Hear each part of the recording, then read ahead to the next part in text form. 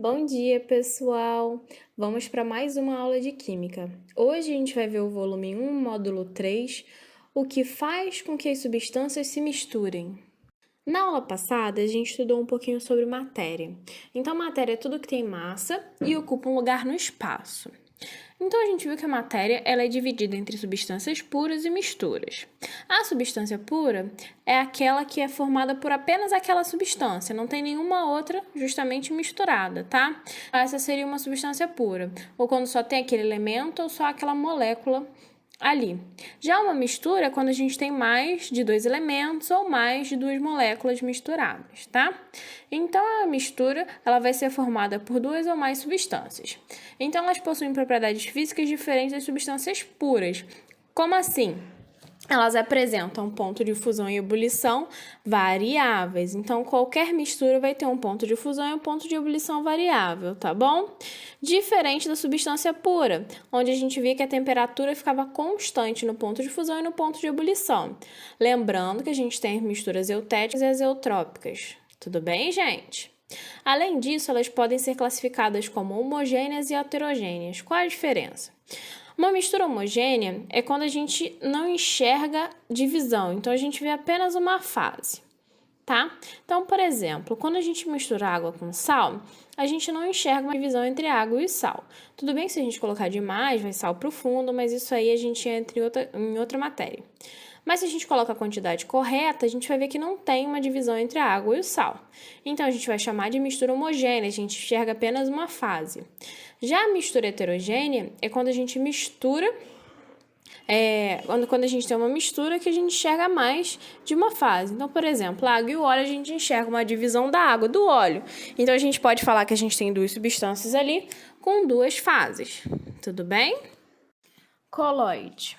Os coloides são um caso particular da mistura heterogênea.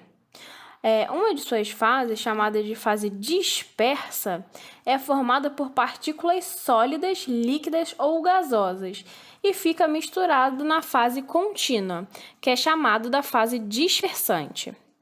Pelo menos um dos componentes da mistura apresenta uma dimensão no intervalo de 1000 nanômetros. Então, o que significa isso? É tão pequeno, mas tão pequeno que a gente não consegue enxergar, tá? Não é visível ao olho nu. Então, os colóides são muito diferentes entre si. Sua aparência e classificação vão depender do estado físico em que se encontram as fases dispersas e dispersantes. Então, por exemplo, sorvete é um colóide. Então, a gente às vezes não enxerga o açúcar, não enxerga todos os componentes que tem lá. A fumaça é um colóide. A gelatina, o queijo, maionese, creme dental. Então, por mais que visivelmente pareça ter uma fase só, na verdade é uma mistura heterogênea, tá? Porque tem partículas ali tão pequenas que ficam dispersas. Agora vamos aos exercícios. Questão de Química, atividade finais número 3. Observe o sistema a seguir. Quais sistemas apresentam uma molécula que pertence a uma substância composta? Então, ele está falando aí de uma substância pura composta. Vamos lá. Uma substância pura composta, a gente tem que primeiro entender o que é uma substância pura. Então, uma substância pura é quando só tem aquele elemento ou aquela molécula ali, não tem mais nenhuma outra misturada. Uma substância pura composta é formada por mais de um elemento químico diferente. Então, por exemplo, H2O. H2O a gente tem a água e tem o oxigênio. Então, são dois elementos químicos diferentes. Então, uma substância composta. Já uma substância simples é quando a gente tem o mesmo elemento, tá bom? Por exemplo, O2. A gente tem dois oxigênios. O oxigênio é o mesmo elemento. Então, seria uma substância pura simples. Ele quer saber quais sistemas têm uma substância pura composta. Então, a letra A, ó. Sistema A, a gente tem uma bola grandona e duas pequenininhas. O que significa isso? Que são diferentes. Então, a gente tem uma substância pura composta. O sistema B, a gente tem duas bolinhas iguais pintadinhas, tá vendo? Então, já não é composta, é simples. No sistema C, a gente tem duas bolinhas aí branquinhas. Então, também já é um sistema simples. No D, a gente tem duas bolas pretas, também é um sistema simples. No E, a gente tem duas bolas listradas, então também é um sistema simples. E no F, a gente tem uma branca com 2 listradinhas na ponta, então também seria composta. Então, o sistema A e F, as moléculas são formadas por átomos de elementos químicos diferentes. Logo, são substâncias compostas. Questão 5. A natureza apresenta diversas substâncias importantes para o dia a dia do ser humano. Porém, a grande maioria dessas substâncias encontram-se na forma de misturas homogêneas ou heterogêneas. Por essa razão, ao longo dos anos, várias técnicas de separação de mistura foram desenvolvidas para que a utilização de toda e qualquer substância fosse possível. Assinale a alternativa que apresenta um exemplo de mistura homogênea. Então, vamos lá. Se a gente misturar a água e a gasolina, a gente vai conseguir enxergar uma divisão. Então, é uma mistura heterogênea. Água e óleo de cozinha. Água e óleo de cozinha, a gente também enxerga uma divisão. Então, também é heterogêneo. Gás, nitrogênio e gás hélio. A gente consegue enxergar a divisão de gases? Não. Então, seria uma mistura homogênea. Ar atmosférico mais fuligem. A gente consegue enxergar? Sim, a gente consegue enxergar a fuligem no ar. Então, seria uma mistura heterogênea. Areia e sal de cozinha. A gente enxerga a diferença? Sim, porque a areia é amarela, o sal de cozinha é branco, então a gente consegue enxergar a diferença. Então, a resposta da 5 seria a letra C. O gás nitrogênio e o gás hélio. São misturas homogêneas, a gente não enxerga uma diferença. Questão 6. Considere uma amostra sólida que apresenta ponto de fusão constante e coloração amarelo uniforme. Dissolve somente parte do sólido com a adição de água e, após fundir totalmente, com aquecimento contínuo, entra em ebulição com temperatura variável. Com base nessa informação, é correto afirmar que essa amostra é. Então, a gente tem que ter em mente o gráfico de uma substância pura e uma mistura. O que a gente aprendeu? Que quando a gente tem uma substância pura, o ponto de fusão e o ponto de ebulição sempre vai ser constante. O que significa isso? Que a temperatura não vai sofrer variação, então ela vai ficar constante. Já gráficos de mistura, no ponto de fusão e ebulição, a temperatura é variável, então a gente tem uma variação ali no valor, tudo bem? Então, o que a questão falou? A questão falou que entra em ebulição com temperatura variável. Logo, essa substância é uma mistura, ok? Agora, que tipo de mistura? Ali ele fala que tem uma coloração amarelo uniforme, então a gente não enxerga uma divisão. Logo, é uma mistura homogênea. Então, a resposta é a letra C. Observe os 2 gráficos de variação de temperatura ao longo do tempo, disponibilizados a seguir. Um dos gráficos corresponde ao perfil de uma substância pura e o outro a um perfil de uma mistura.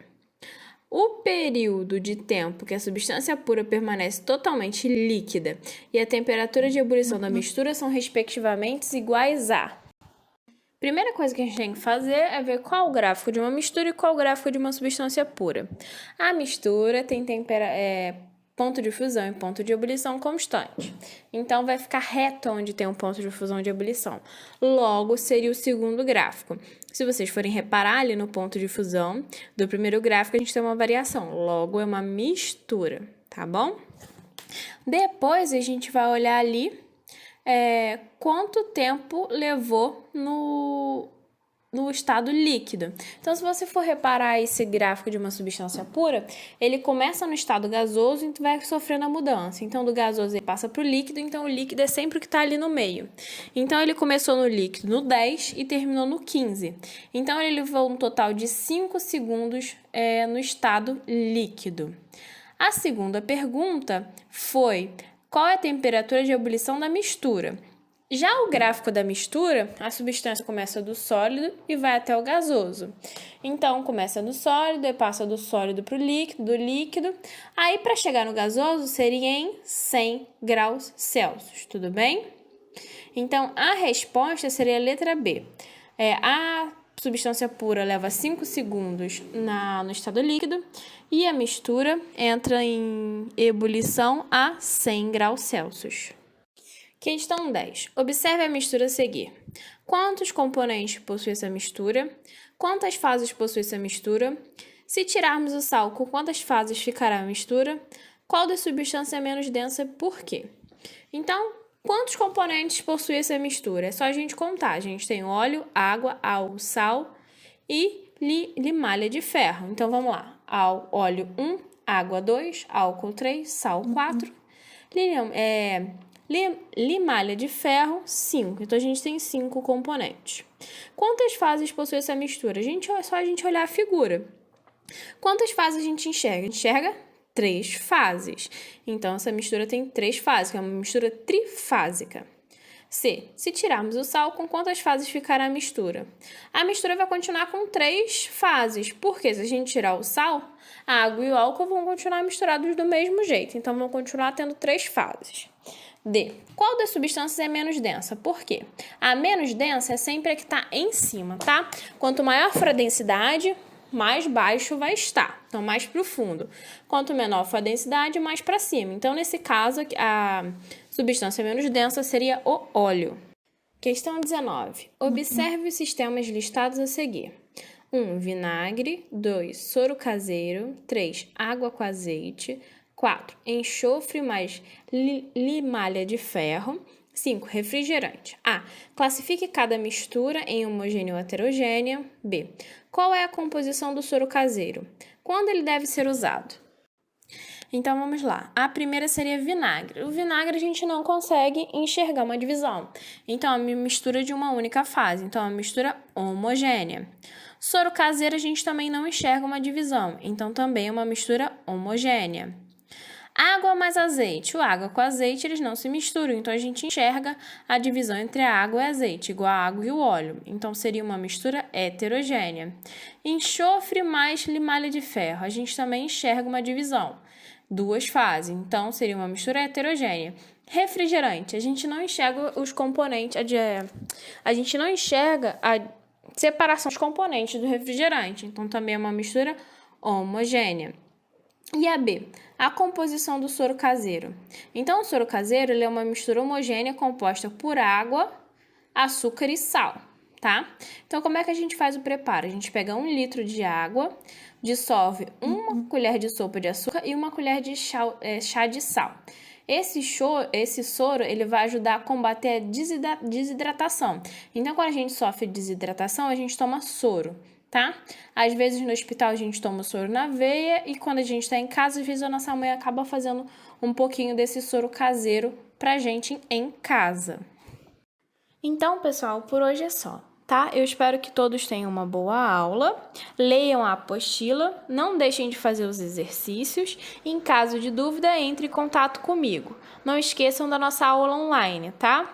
Qualquer dúvida é só falar comigo pela aula online.